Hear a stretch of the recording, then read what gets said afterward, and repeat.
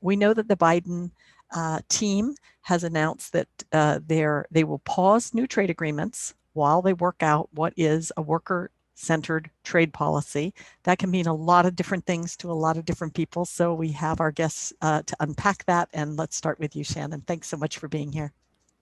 Great. Well, good morning, everyone. And thank you so much for the invitation to be here. And, I thought I would just start off in thinking about this issue of sort of worker-centered trade policy and just reflect a little bit on the challenges and opportunities that US-based companies and their workers face today.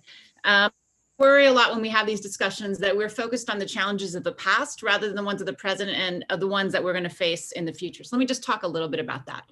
We have seen, particularly starting in the 1980s through a wave of globalization that was driven by falling transportation costs, containers circling the world.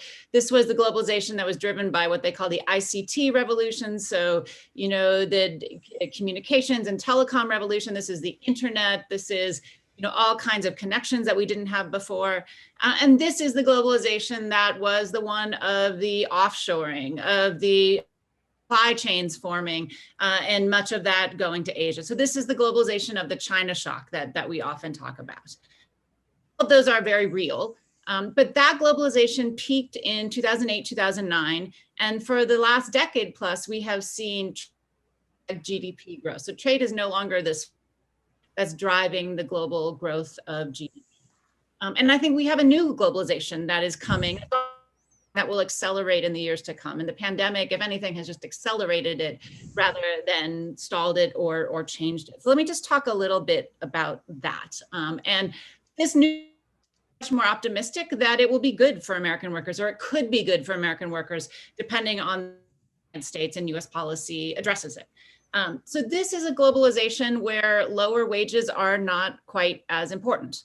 In the decisions by companies have always been about sort of output, and that is a makeup and the cost of output. And so that is a makeup of sort of how many pieces come out per worker, or how many goods come out per worker, and then the amount that you pay them. And so for years, because China had hundreds of millions of people coming into the labor force, other emerging economies were coming into the global sort of network of trade, low wages just swamped the other side. But that is no longer as true. In part, it's because Chinese wages have risen substantially. But in part, it's because we are seeing so much more automation and digitization than we've seen in the past. And before, those technologies were really expensive. And so that trade-off between wages and technology often went the way of wages. But now we're seeing that kinds of digitization, automation become much cheaper. And frankly, you see a different kind of balance. So as we go forward, I think you're going to start seeing more and more an option for a high wage country to have a lot of the manufacturing that before would go much, much further away. As this happens, so we're seeing here just a quality, not just a quantity in the kinds of mix up. And I think that will be, or potentially should be, good for the United States. The other thing you're starting to see is the rise of the consideration of logistics costs. And so rather than it just being about wage rates, it's also about logistics. And here I had a conversation with the CEO of a big manufacturing company, and he was telling me, look, the plants we put in China, the plants we put in Kansas, they're exactly the same plants. They have exactly the same technology. So we need the same type of workers in both places. The other thing he told me is that when they look to sourcing a plant or siting a plant, logistic costs are much greater than wage costs, so that percentage of the operating costs. So they're thinking about those issues. And here too, the United States, as of today, has an advantage. So particularly when you get away from the coast of China, moving things around China costs about 16% on average of the overall kind of costs of goods, right? In the United States, the average is closer to 6 or 7%. So we have a logistics advantage, and we're also one of the biggest economies in the world, or biggest markets in the world. So, so there's an advantage there the United States has that I think will increasingly become important for as companies think about where they're going to put their plants or put their kinds of manufacturing. The other issue I put on the table is sort of this sort of real-time delivery and customization. So, all of us have been on Amazon, or maybe not all of us, but many of us have been on Amazon this last year. We want everything yesterday. And so then having factories an ocean away it has a big cost to them. And you start seeing changes in the way that that works. We also want things that are fitted to ourselves. We want not just any shoe, but we want a shoe that's molded to our foot. We want sort of these small batch deliveries becoming increasingly interesting in particular consumer segments and the like. And we're seeing actually the ability to do it increase as 3D printing becomes more of a reality. It's been there for a good number of years, but it usually was just for prototyping things. It wasn't for making products. And I think as we go forward in this next decade, it actually will see it making products. And I think there's a lot of really interesting things happening here. For instance, there's this pilot program right now in Michigan where they're sending out 3D printers to small and medium-sized enterprises. And the idea is there that these printers would be available to make PPE, to make protective equipment. So when Michigan needs protective equipment, they don't have it. These printers that are out there that are given out to these companies would begin to do it and sort of stock up and begin to produce it, and the state would buy it. When they don't need the protective equipment, these small enterprises can use the printers for whatever they want for their own business. So it's an idea of sort of innovation that they can they can go and use it for their own businesses, for their own kind of lines. And it's a pilot program, but it shows that sort of all of a sudden you're going to start seeing, I think, a proliferation of this kind of technology be able to change the where things are made and the kinds of sizes that are efficient. So the US, if all these things come true, and I think we see a lot of evidence this is happening, has a lot of advantages. We have a fairly highly skilled workforce in terms of education, particularly relative to many countries around the world. We have a high innovation. We have a lot of investment, particularly on the company side in research and development and the like. So we have a lot of advantages there. We have a big consumer market, so the logistics side and being close to markets, here we are. And then, as I mentioned before, logistics. So all of these should, I think, help companies that want to be located here, and then workers and jobs that want to be located here. That said, let me talk a little bit about needing to take advantage of that. And that's where I think a lot of policy needs to come in, because yes, we have some advantages here, but we could lose those advantages because other countries see this as well and are going to, they too can compete in this kind of world. So one, we have seen over the last number of years, but particularly the last couple of decades, a huge fall in R&D spending, particularly from and this investment in basic science over the years has manyfold as we invented the internet and GPS tracking and all kinds of other things. And that, I think, we need to get back into the business of innovation, because that filters down into commercialization and jobs in the end that are based here. Two, I've seen stagnation on the education and particularly training front. As we see more automation, as we see digitization on the manufacturing floor, the jobs change, right? That's partly why they aren't necessarily stuck in China, is because the jobs are changing. You need different kinds of skills, and we have not been particularly good at changing the way we train for things or the way we provide opportunities for people to learn what needs to go into those jobs. And the fact that we have 1 million+ jobs open in manufacturing that haven't been filled right now, part of it is mobility and part is people moving to those places, but part is not having the skill set for those kinds of jobs, which are very different than the manufacturing job of the 1980s. Other side is infrastructure. Yes, we have a pretty decent infrastructure. Yes, that provides logistics, but a lot of it is aging and it's failing. And none of us have really been in airports this last year, but if you've been in airports, they don't look as nice as the airports in China or many other places. And same with border crossings, same with ports, and same with digital infrastructure, right? The expansion of broadband, expansion of 5G and other kinds of things that would make this a reality. We haven't invested in that, and other countries are, and we need to invest in that. That too will make workers more efficient, allow higher wages to get more output per person if you have all of that. The other one I want to put on the table to trade-based policy and the challenges I see there. Optimistic future for the US worker if we don't get the trade policy right. And we talk a lot about the worries of trade, and we can talk about that here, and I know we will, but I see us not having enough trade agreements rather than having too few. And the challenges I see the United States facing there is that we only have preferential access to less than 10% of the world's population. So if we want to export and our factories want to go out and send goods out into the world, we only have special access, preferential access to less than 10% of the world's consumers. And many other countries, many of our competitors have access to far more in a preferential way. So they face lower tariffs, regulations, or other kinds of barriers than the companies that are based in the United States.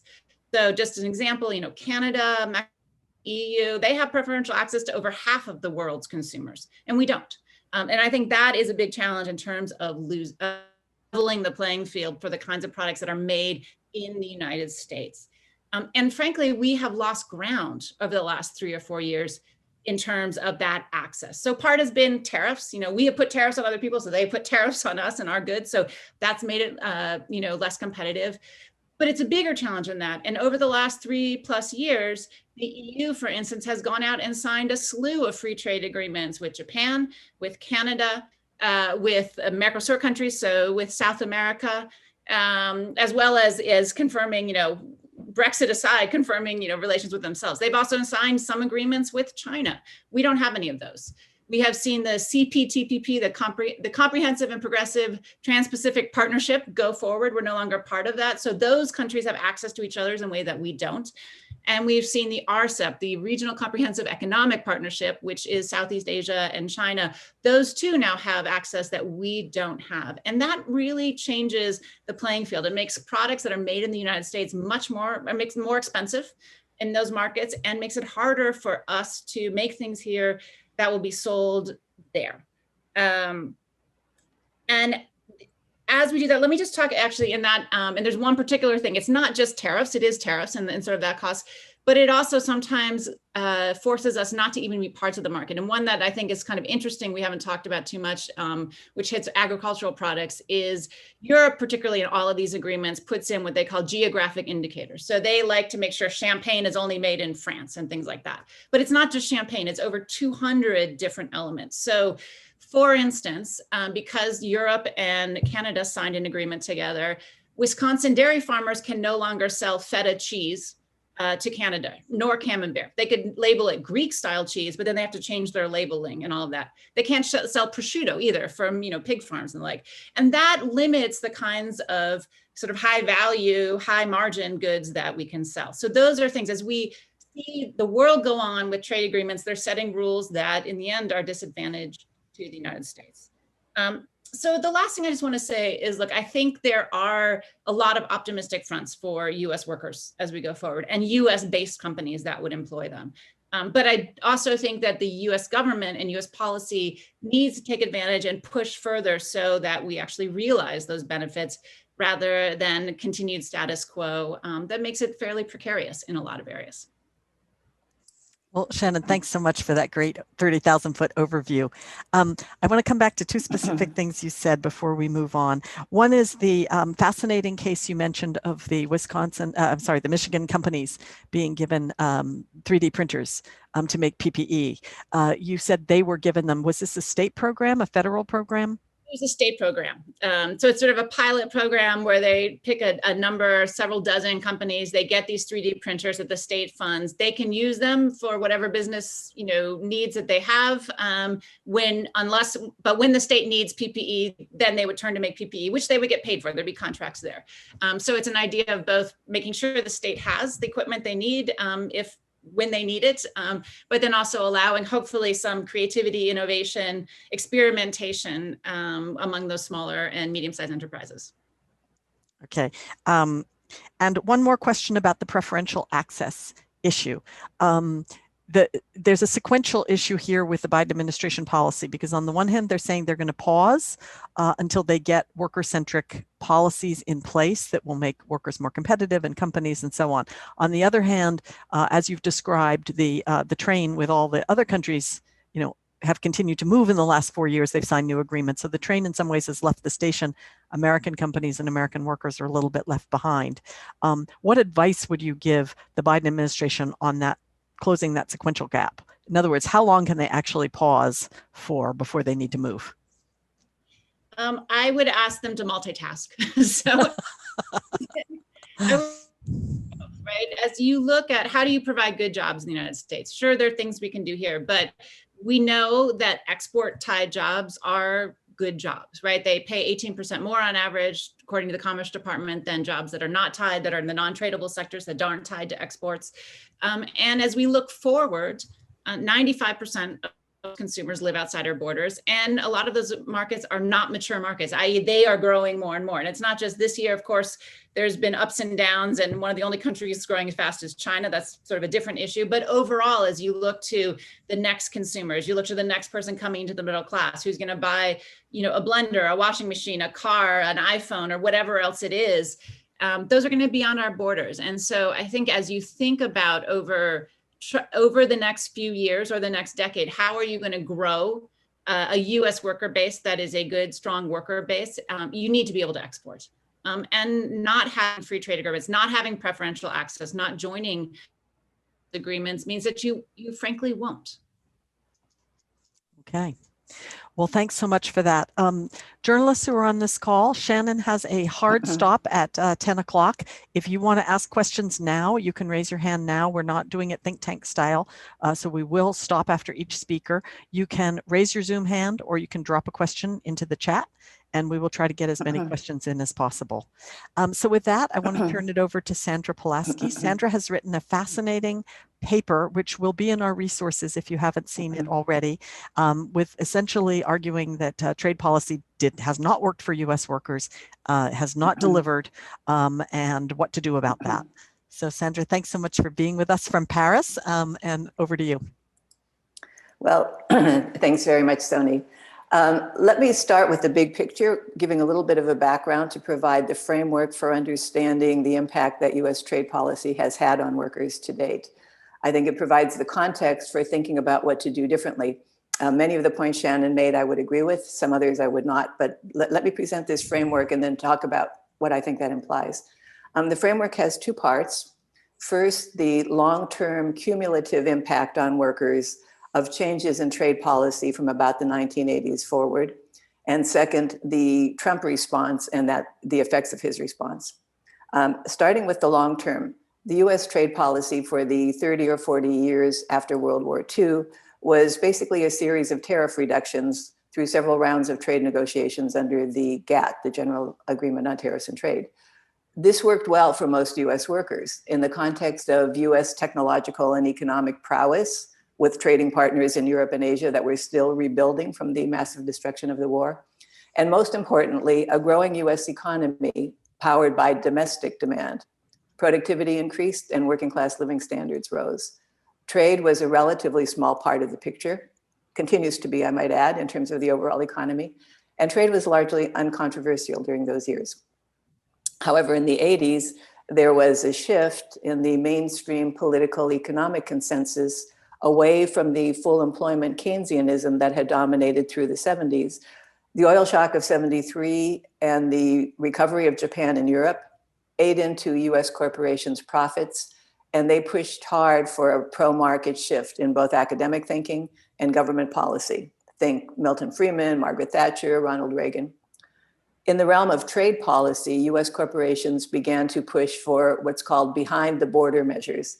That is, changes in the domestic policies of US trading partners that would protect US corporate investments and earnings abroad and allow them to shift production to lower cost locations. Specifically, they sought strong protection for corporate intellectual property, the ability for private corporations to sue foreign governments, the investor-state dispute settlement that most people will be familiar with, the elimination of constraints on capital mobility that would impede US investors from getting their money into and out of foreign countries, including rapidly if they wanted, and guaranteed access for their products back into the US market at low or no tariffs.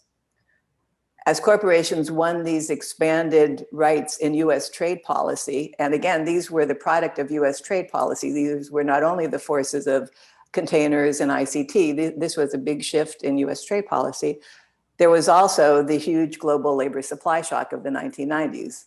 China, of course, the China shock, but also the formerly separate socialist trading bloc collapsed with the demise of the Soviet Union. So suddenly there was about 1 billion or maybe 1.5 billion more workers available to Western capitalist production at much lower wages. US corporations accelerated their offshoring and pushed for even stronger protections in trade policy for their expanding production overseas. The impact was obvious in the round of negotiations that created the WTO in '95 and the launch of the bilateral and regional agreements like NAFTA that went even further in encouraging outward investment and offshoring of jobs. So to understand the impact of US trade policy on workers, you need to recognize this combination of stringent protections for offshore investment and production, coupled with the guaranteed access back into the US market. Can you put up the first slide, please? This is the US trade balance. Well, we call it the US trade deficit because it's always in a deficit. So this looks over that period that I've been talking about. And what you can see, the purple is the goods trade and the yellow or green is the services trade. Overall, it's the net negative throughout this entire period with an increasing negative goods trade, meaning the things that are produced. So work that used to be done in the US, those jobs that were offshored, were producing things that we could export. Once the jobs are offshored, now we import this. There are many factors that contribute to the trade deficit. It's not only that, but an increasingly important one was the jobs sent overseas to produce goods and services that were then imported back into the US. Domestically, in the US, those who lost from offshoring and corporate-oriented trade policy became a larger and larger group over the years. And the wage and job losses they suffered were often deep and long-lasting. There has been a recent generation of very rigorous academic studies that has documented this with the best techniques and the best data. For example, a seminal study called, in fact, the China Shock, examining the effects on the local labor markets of China's growing exports to the US, found strong impacts and noted that the effects were long-lasting, quote, with wages and labor force participation rates remaining depressed and unemployment rates remaining elevated for at least a full decade, and with exposed workers experiencing reduced lifetime income. Another study on NAFTA found very strong negative wage effects from NAFTA. I think at least one of these papers, maybe both, are on your resources page, Sony. Donald Trump exploited their legitimate grievances, these people who had lost from trade, as one of his key lines of attack in the presidential campaign of 2016. Arguably, this was the decisive element in his electoral college victory in the Midwestern states. But once he was president, his trade policy continued to prioritize the interests of favored US corporations, in particular corporate agriculture, finance, and the pharmaceutical and tech sectors. The good jobs didn't come back. Next slide, please. This is just a snapshot of the period from after the financial crisis, the beginning of recovery after the financial crisis, the jobs that were created in Michigan. And what you can see is that there was some recovery, not rapid growth, from 2017 on. In other words, the Trump years, with this policy supposedly of bringing jobs back to the US, the job growth was much lower than it had been during the rest of the decade. So the cumulative economic and labor market impacts of US trade policies throughout these last 40 years, going through the most recent administration of Trump, the combination of that cumulative negative impact and the political jolt of Trump's election and how he governed have combined to provide a very deep shock to mainstream thinking about trade policy. So what should we do? Turning to the response, what would be necessary to make trade policy more worker-centered? And here is where I disagree with Shannon, because the trade policy template that we had all the way through the Trans-Pacific Partnership, now the TPP, continued all of these extremely favorable protections for US investment overseas, for US production overseas, for US intellectual property, et cetera, et cetera. So this is not the way to make trade policy more centric. What we need to do, the policies we need fall into two main policy spheres. One is domestic economic policy and the other is trade policy. And there's a lot of feedback between the two. Beginning with domestic economic policy, because this is the most significant for workers and labor markets, given that domestic demand is still by far the largest component and the dominant driver of the US economy. So the US experienced a slow and very uneven recovery from the financial crisis over the last 10 years. Jobs were created, we saw that, the unemployment rate went down, but the largest share of those jobs were very low paid and very precarious. Now, the pandemic has destroyed millions of service sector jobs, particularly in retail, restaurant, entertainment, travel. So to understand the current job situation in the US, think of an overlay, picture a map of the US and then overlay the areas that were already suffering from trade impacts and then from the slow recovery from the financial crisis, in particular some industrial regions and rural areas. Now there is a major job destruction in urban areas due to the pandemic closures and the consequences. These hit low-paid workers, especially women and workers of color. So when you overlay these patterns, you see that there are varied regions and many groups that are hurting badly. Not everyone, but many. What the US needs to recover from this accumulation of labor market damage is an economic plan. You could call it an industrial policy or an integrated economic plan that targets government investment, resources, and job creation to these regions and groups that had been losing, are losing, and will continue to lose. The Biden administration plans include important elements of such an approach. For example, his infrastructure plan could both create jobs immediately in places that need them and provide the hard and soft infrastructure necessary for their long-term sustained growth. Think roads, rail, broadband, schools, daycare centers. What is currently not on the table, but is essential, is a jobs plan, a job guarantee program to create work where the private sector won't go. As of last week, 16 million Americans were receiving unemployment benefits of some kind. Many millions more were unemployed without benefits or had dropped out of the labor force. The private sector is not going to create jobs in sufficient numbers anytime soon, and some sectors won't recover for years. Job creation programs were an essential part of the recovery from the Great Depression, for example, the Works Progress Administration, and they are equally necessary now. So on the domestic economic policy front, there are three big steps needed. First, the immediate pandemic relief package, which is currently being debated, then a major hard and soft infrastructure plan, and third, a jobs program. There's much more that needs to be done on the domestic policy front, but these three things are the game changers.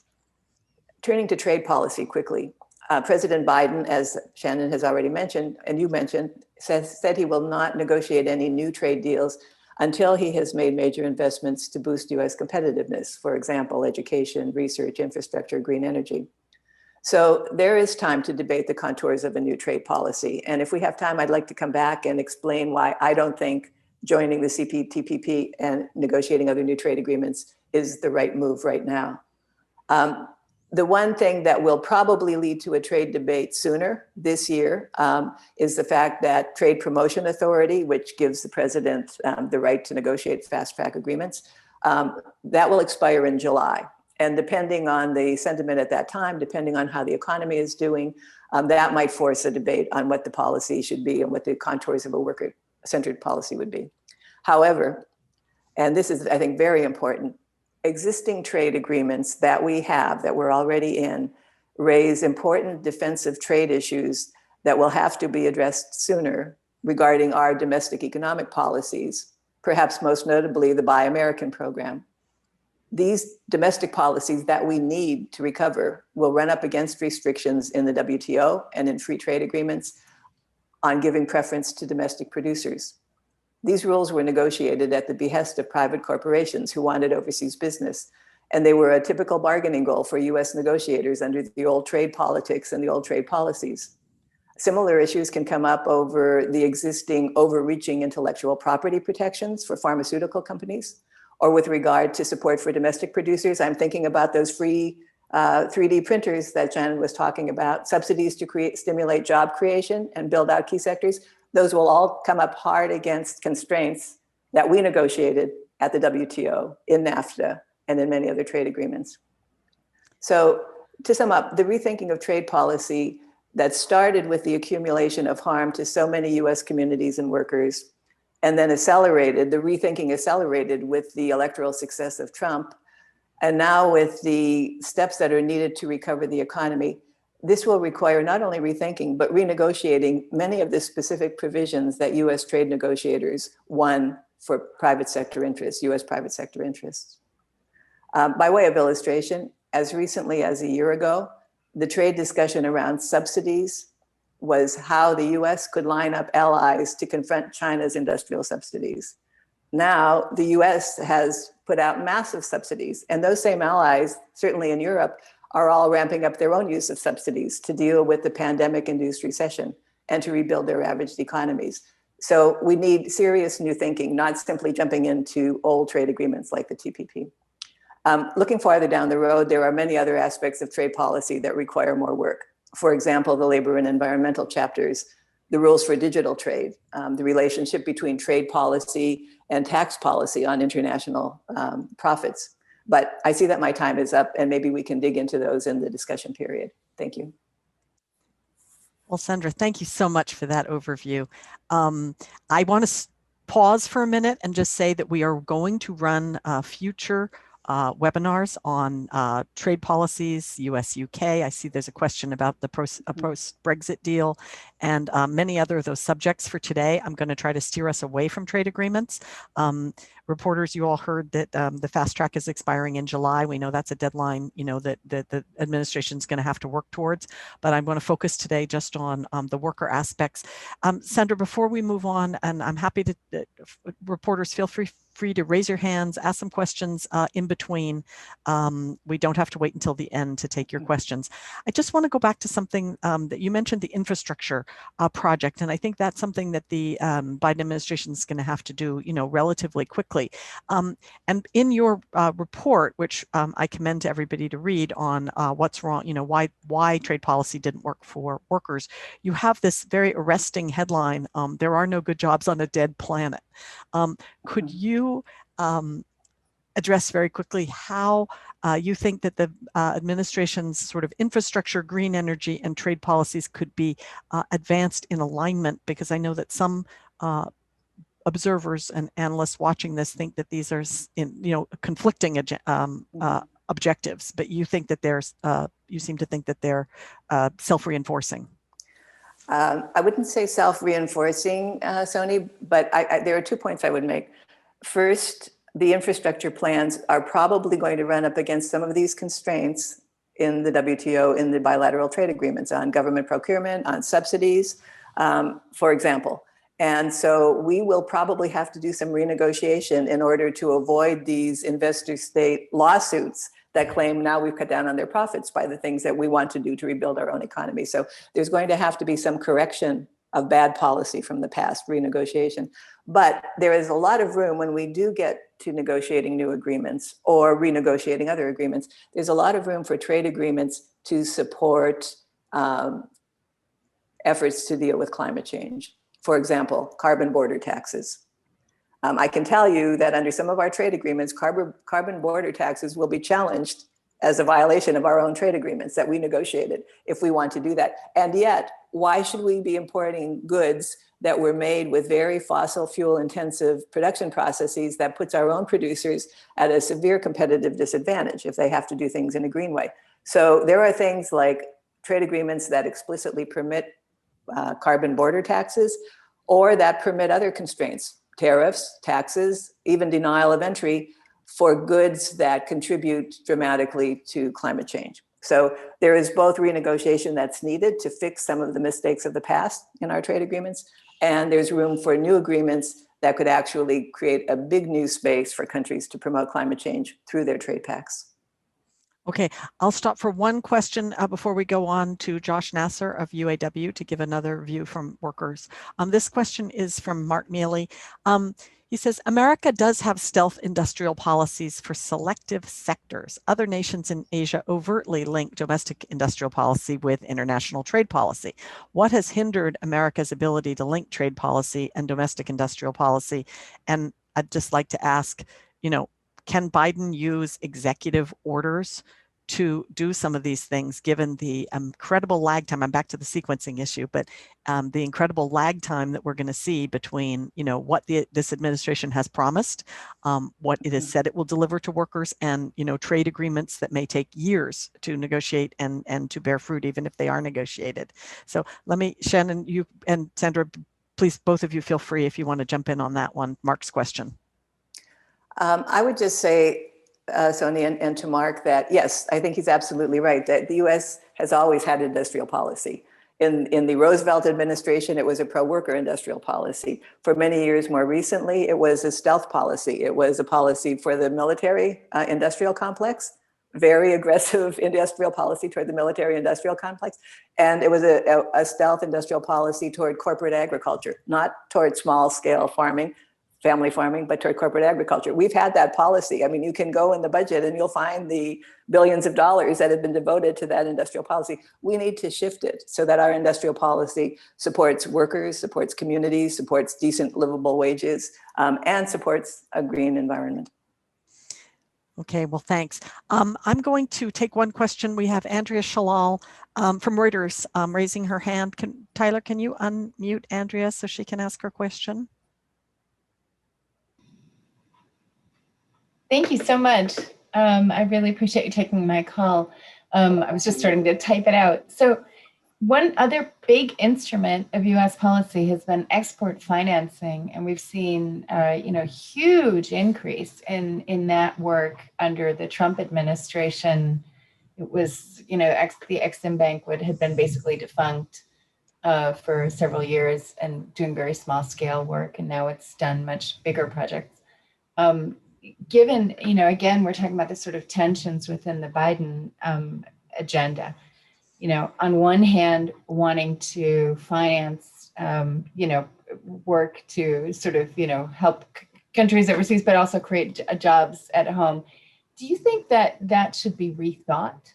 And does it create a vacuum for others to, Kimberly Reed, the head of the Exim Bank, had said that U.S. participation allowed the U.S.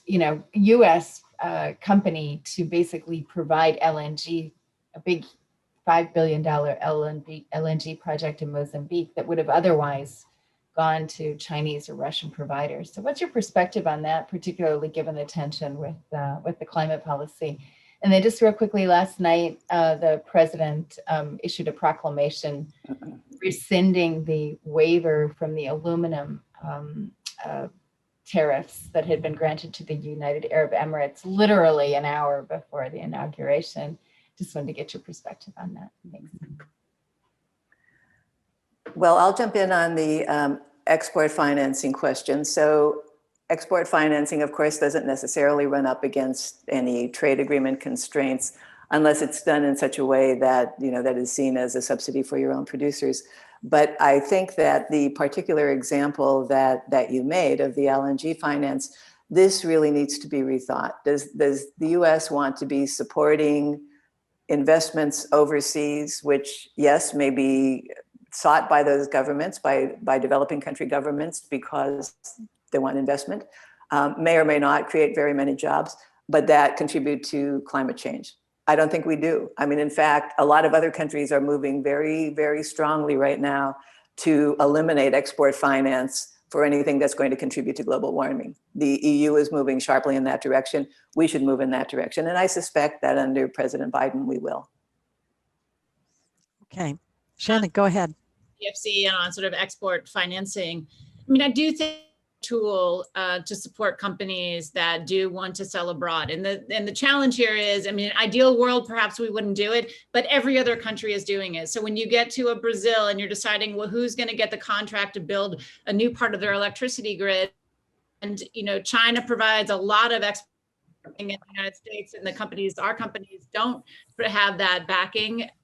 For governments to choose the United States, even if they want to do it. The other thing I would say is, first with the Exim Bank before, and now with the, we hear top line, the Boeings and the others that get the export do, but it also does support thousands of smaller and medium-sized enterprises and provides a little bit of financing that helps them to the market and get into some of these contracts. So I do think that is something that continue and is part of this overall, when you talk about industrial policy too, and just to link it back to that, part of it is how do you support, this is supporting companies that export. So that's particular, it may not be a industrial sector, but it is a sector of the sector. There's only about 5+% of companies in the United States export at all. So this is sort of supporting that and potentially growing that. The other thing I think you're going to see is the United States has long had industrial policy. We just didn't talk about it. And one of the aspects of industrial policy has been subsidies, and one has been tax breaks. A lot of industrial policy has been at the state level. And the challenge with that industrial policy is sometimes it's competing not against other companies from other countries, but competing against other states. Right. And, Sandra is talking about the challenges for Michigan and sort of the lack of job growth and returning. And that's very true. And some of that is international competition. A lot of that is other state competition. And so when you're thinking about locating a new auto plant and the like, Michigan is competing against Alabama, it's competing at Tennessee, it's competing at North Carolina, Georgia, other states. And that is where, quote unquote, industrial policy comes in. Companies are getting tax breaks to locate in certain places, which is not always the most efficient. You get this sort of race to the bottom that doesn't leave many people better off, because the companies were already going to locate somewhere and potentially in that place. They just get a sweeter deal in doing so. The last thing I would say, and I think we're going to see the Biden administration do this, but we've seen some bipartisan support in Congress for this, is an expansion of what we consider strategic sectors that the US government is going to invest in. Either they're going to invest in stock and buy stuff and put it in a place and have it strategic oil reserve. We have some healthcare. I think we'll see an expansion of that. Or you'll see sort of building up of capacity that's at the ready. And this is an example. There's 3D printers that are going to go out there. They'll be at the ready PPE if we need it. You don't have the PPE already made and put in a vault, but you have the capacity to do that. And some of those areas are going to be in the higher tech sector, right? It's going to be in perhaps the lithium battery sector. It's going to be in the semiconductor sector. There's in front of Congress, I think it's called the CHIPS bill, that would support this kind of thing. So I do think you'll see a more active industrial policy that's supported from both sides as we go forward. Well, thanks so much. And Josh, I want to turn to you. Thank you for being patient. I know you have a lot to say on some of these infrastructure and particularly industrial policy issues as they affect workers in the various segments. So over to you. Oh, and we have one more question while you're, for all of you to ponder while Josh is speaking, and that is Catherine Tai and how her background on USTR and how Swains and Means is going to shape her mandate and her approach to labor issues. I'll let you mull that while we hear from Josh. Hi. Well, first of all, I want to thank the National Foundation Press for having this event. And I also want to just tell you, it's a real honor to be here on this panel on behalf of the 1 million members and retirees of UAW and our president, Rory Campbell. I want to start off by just, making the point that, this is an argument about whether we should have trade or not. Trade is very much part of the world, and that's the reality. A lot of our members' jobs are supported by trade. The question is, what kind of trade do we want? What kind of trade agreement? And what's the goal? For us, our goal is quite simple in every policy area, and that's to try to strengthen the middle class and have a more just society. That's what we're seeking to do, and helping workers all around the world. So I think it's, just to reemphasize points that were already made, but I just, this awful pandemic that we're in the middle of has not affected all equally. And I think it's very important to realize that, working family, low-wage families have really suffered greatly. And when we're looking, to the future, we have to acknowledge that this pandemic has not hit all equally. And it really makes the challenges that we're talking about even more daunting. So the first thing is, as the president has said, we really got to, end this pandemic, frankly. And that's the first step to really rebuilding our economy. Okay, well, a point I wanted to make was just on kind of worker productivity, because one of the things that we have seen is just a real gap between wages and productivity. What's happened is productivity has gone up and up, but wages haven't kept the pace. In fact, if you look at auto jobs, which it's roughly 20% for when adjusted for inflation, it's been about a 20% drop in parts and final assembly over the past 15 years or so. So what we're really seeing is a problem where being more competitive or being more productive alone isn't doing the trick. And why is that? We think it's because we need a real holistic policy around worker-centric. It's not just trade. For example, when you look at our tax policy, which has been mentioned, there are provisions in the TCJA, the recently passed tax law during the Trump years, that actually gives clear incentives to offshoring jobs, where a company actually pays lower U.S. taxes on profits bought back from overseas than profits earned in the United States. That's extremely counterproductive. And we just really need to take a look at at all our policies. Tax training was mentioned earlier. We've really been dropping the ball on training. And I want to add that a lot of the strong training programs that you see out there, it's because workers have a voice on the job. It's because of collective bargaining that many of the better training apprenticeship programs exist in the first place. This is just a graph as far as showing that as union membership has declined, uh, economic inequality has risen. Now, it's not just about the people who are directly in a union or not. It also creates pressure for those not in unions. So, in other words, when there's a low unionization rate, you see everyone's wages and workers drop, not just people that could be in the union. So what we're really looking at here is there's a real need to focus on domestic policy. So, for example, our labor laws are extremely weak.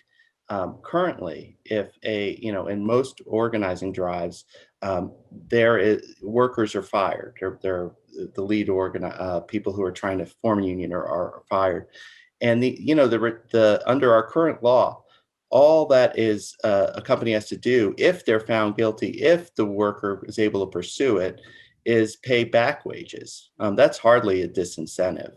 I'll also add that in manufacturing and other sectors, we see this constant threat of a dislocation, which is illegal. You're not supposed to threaten to move the plant, but it does happen all the time. Sometimes overtly, other times just implied. But this happens in organizing, this happens in contract negotiations. So, in many ways, the whole thing of dislocating and moving abroad is used as a cudgel against workers and reduces their power. And this was already stated, but just wanted to tell the trade deficit problems have not gotten better. So I just want to make a few other points. One is that just because we're not doing new trade agreements doesn't mean that we shouldn't be working in the trade area. This USMCA, is really, we got to focus on trying to make that the best deal it can be. As was mentioned before, we really should take a look at, frankly, our tariffs. I think, our tariffs are lower than a lot of other countries, and we should, I think, consider, raising them. And obviously that takes international negotiation, WTO, but we should do that. We should also look at our existing trade agreements. Now, people often say trade agreements have weak labor chapters. I want to explain what that means. So, in most of our free trade agreements, which are really, if you look at it, they're really, investor agreements in many ways. This is how the labor chapter works. It is that if a country, files a case against another country for violating the labor chapter, then there's a dispute settlement. There's a process where the countries speak to each other. They basically try to work it out, and it's only applicable if it's a sustained and reoccurring problem. So, it's designed really for commercial disputes, and it's not really designed for handling labor rights violations. That's why there's such a poor record of these labor chapters actually making an impact. So we really should have labor chapters that where companies who are violating workers, face financial consequences for that behavior. Otherwise, it's just a piece of paper. It's pretty meaningless. And I would say, by and large, the same with the environmental chapters and others. So we really got to put some teeth into our existing free trade agreements. We got to, as I said, we already need to change our tax laws. We have to invest in the U.S. population. And I also just want to point out that, when I think many of the points have been made are very well taken. And I do want to state, though, that, wages is still an impact in the decision making for manufacturers and for other employers. We have seen a plethora of auto suppliers and OEMs go to Mexico since NAFTA came into being. It's been really a flood. And, in Mexico, most workers don't have a real independent voice, don't have a real union. There are these protection contracts, which are basically, kind of arrangements with the company for company unions. For example, sometimes a protective contract is signed um, before workers even have a chance to see the contract. That's how it currently works. And before they're even in the job at times. So there's a lot of work that needs to be done to make our existing trade agreements better. But I just want to reemphasize that we have to look at these things in a holistic way. It can't just be an emphasis on trade policy while ignoring labor policy, while ignoring tax policy. And when it comes to good trade policy, we want good trade agreements. Having TAA and supports for workers that lose their jobs is important, but that's not the solution. That's not the solution at all. Workers want good jobs. That's what they want. And so what we need to do is we really need to make sure that we're investing in the U.S. worker in the United States. Happy to take any questions. Thanks. Well, thanks so much, Josh. I want to bring you back to a couple of things you said when we were chatting, and back to this question of industrial policy, whether it's state or sort of de facto policy made by states that turns into sort of a federal industrial policy, or whether it's overt. And back to this question of what the Biden administration can do and is likely to do.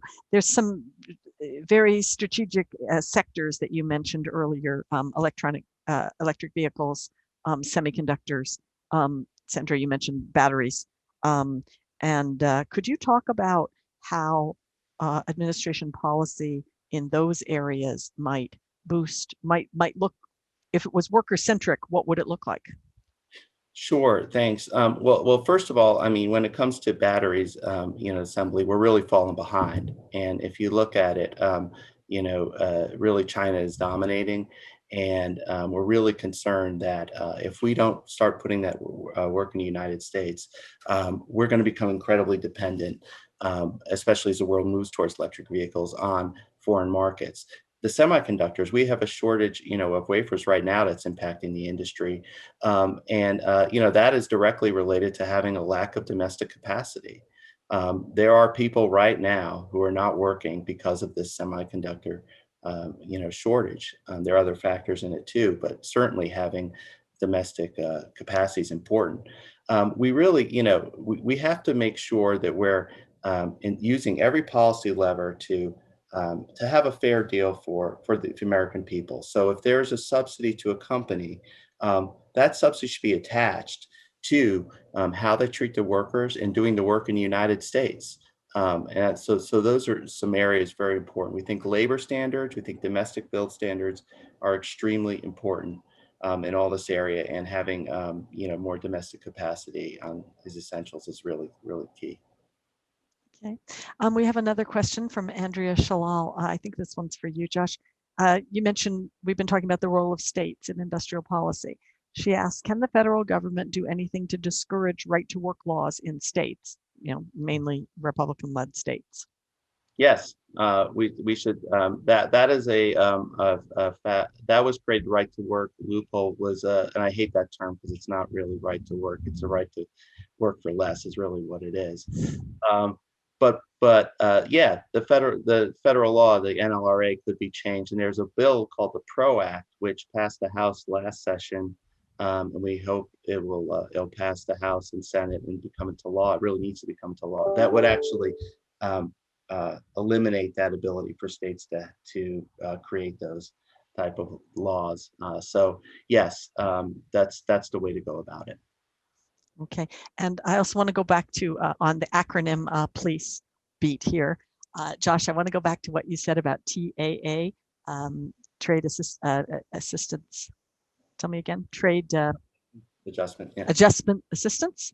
Mm-hmm. So you referred to it when we were chatting earlier before this program by a much more catchy phrase called burial insurance. Can you talk about that a little bit, and what you see as what trade assistance should be? What should happen when workers lose jobs because of trade, and what does happen? First of all, I can't take credit for that term because that's a term that's been used for a long time by our members and other workers who've seen it, firsthand and experienced it. You know, we should have a safety net for folks losing their jobs. It's not about not being for TAA, but the bottom line is that people what they want is they want a good job and they want a job with dignity that can support their families. They don't want to just have to depend on temporary assistance to try to find another job. So what we really got to separate this whole idea that the TAA and fast track authority need to be tied to the hip. Basically, in a lot of the fast track fights, there's been this whole kind of I would say argument that, hey, workers are being taken care of because we have TAA. Workers, what we want strong middle class jobs. That's the key. That should be the focus. Yes, there should be a safety net, but the focus shouldn't be on primarily on the safety net. It should be on creating and maintaining the good jobs in the United States.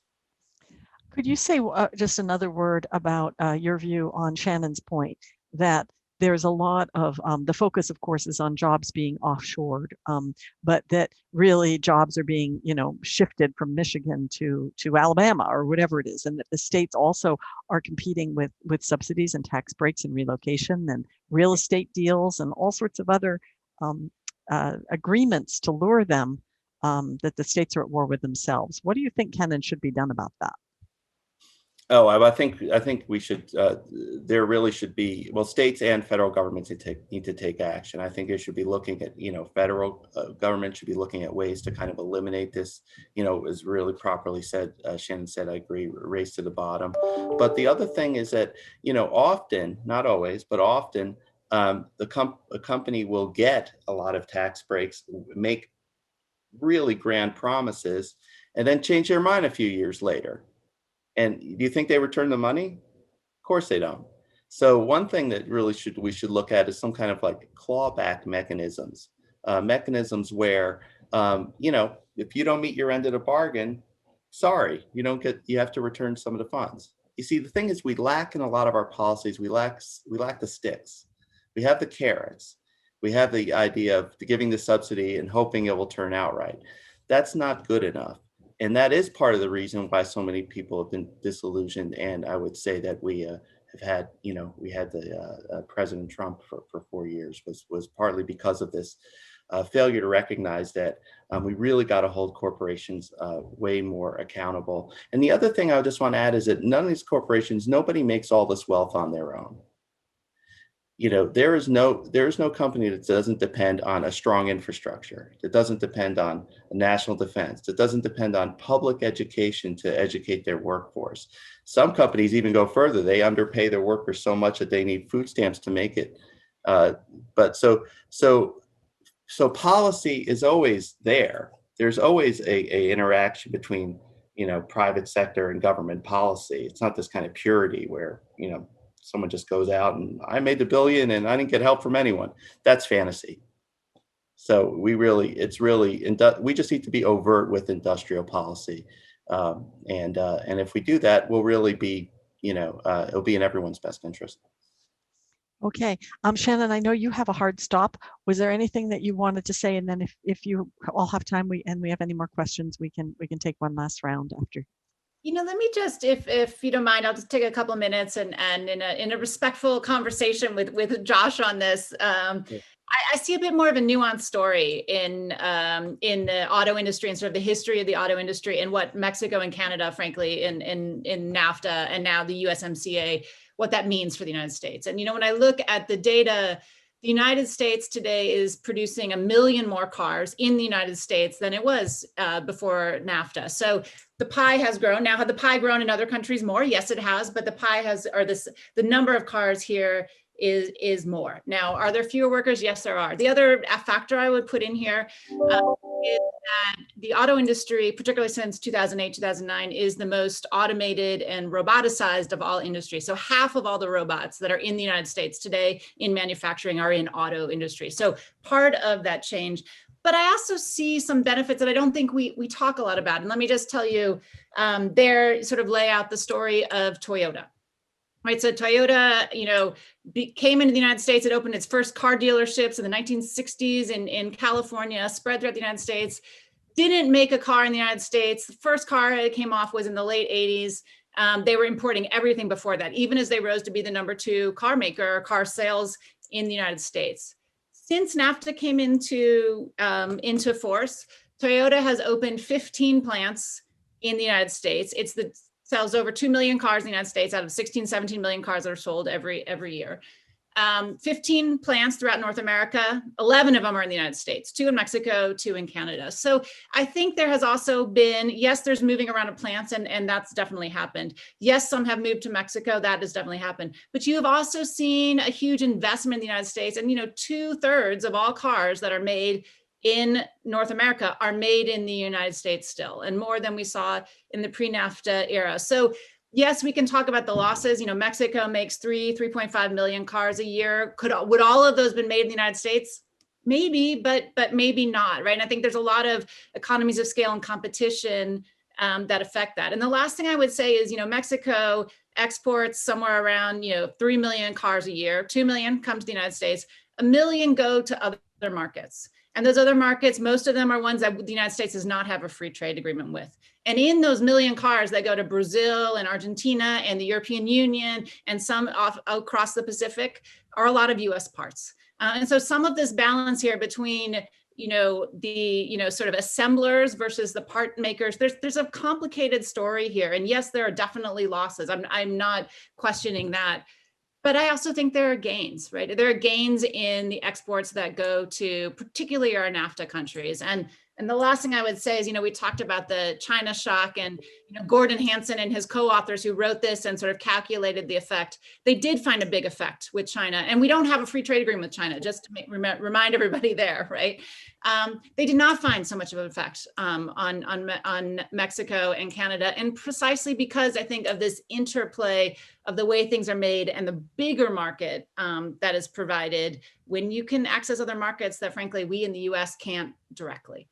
And I hate to throw that bomb in there and that nuance and then have to run to this other meeting, but I so enjoyed this conversation and want to appreciate all the ideas that are out here, and I'm going to be thinking a lot about them. So thank you so much to the National Press Foundation. Thank you so much for joining us. Bye-bye. So let me mention, we have a question about the slide decks that we showed. So first of all, this video and an interactive transcript will be available on our website tomorrow. We'll also be posting the decks from the participants. So come on over to nationalpress.org tomorrow and you can download the decks. We'll also have the resources, the papers and the other assets that the speakers mentioned will all be posted for your use. So if there's any last questions, I'm happy to take them, but I wanted to just go back to you, Sandra. There were a couple things that you may want to talk about, but I wanted to just go back to the overarching question, which is the changes that you would advocate for the Biden administration to consider now. What and on behalf of the journalists here, how can journalists better cover this issue? What are the questions they need to be asking? And there's a lot of balls. We mentioned like 20 subjects during this webinar. It's hard for journalists to do stories in all these areas and keep their eyes on the 20 balls. What should they be focusing on? What should they be asking now about how Biden trade policy is going to, unravel in the next 6 months? Yeah, well, thanks for that opportunity, Sony. This is why I took a moment at the beginning of my remarks to talk about the history. How did U.S. trade policy change beginning in the 80s? Okay, that trade policy is the one that I was critiquing, with all of the rights for investors, for protecting their investments, their right to sue governments for lost profits, for their hyper protection of intellectual property and technology, and et cetera, et cetera, et cetera. That whole system is the one we still have. There has not been any change in that yet. And so even though USMCA, for example, has some strong labor provisions, mainly because the Democrats jumped in and insisted on renegotiating the labor provision before they would allow a vote in the House. But most of USMCA, certainly all of TPP and CPTPP, have all of these faults that I outlined, which were basically paving a beautiful golden highway for offshoring. And it's not the case that we have reshored. It's not the case that a lot of jobs have come back to the US. I mean, if you look at the people who have studied that, very few jobs have come back. Jobs have left China because China has raised wages enormously. They've quadrupled their wages. They've left China. Where have they gone? They've gone to Indonesia. They've gone to Vietnam. They've gone to Cambodia.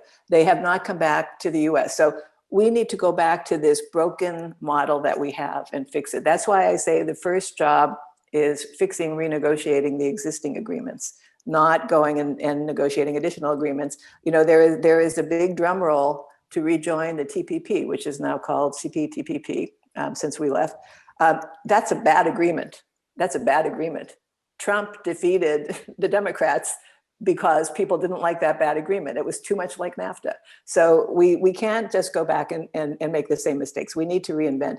I think that, frankly, the debate that will lead up to the expiration of Trade Promotion Authority, the expiration in July, which, by the way, may not be settled by July 1. I mean, there have been gaps in Trade Promotion Authority, sometimes of years. So it may not be settled then, but the debate will begin. That's really where we should talk about this. That's where every member of Congress should be consulting with their constituents. That's where all of the unions, all of the companies, all of civil society should have an opportunity to say, what do we want in trade agreements? And then authorize the president to go out and negotiate such trade agreements. I'm not a fan of fast track. The idea that you have agreements that run to 6,000 words covering arcane, complex topics, and that you get an up or down vote with no chance of changing it, that's not a good way of making policy, quite frankly. And so I'm not in favor of a fast track. I mean, there can be trade promotion, there can be constraints on amendments, but I don't like fast track. And the biggest change that I would make, frankly, in the process of trade negotiations is eliminate the secrecy. Right now, US trade proposals and our trading partners' trade proposals are classified as confidential. This is secret information. If you reveal it, you can go to jail. It's confidential information. We can't know. You journalists can't know what's in the proposals that are being exchanged. Why do we have such secrecy? The argument that's made for those who defend it is that countries won't make compromises if everybody knows, you know, what they had proposed, what they're proposing now. That really doesn't hold water. All kinds of complex negotiations go on where people know what's in the proposals. Josh would know that in negotiations between trade unions and companies, of course their members know what's in the proposals. Of course they come back and tell them what the company just proposed. Of course they do that. There doesn't have to be secrecy, and there shouldn't be secrecy in trade negotiations. One last question before we turn to Josh, and that is Josh's point about enforcement being lagging.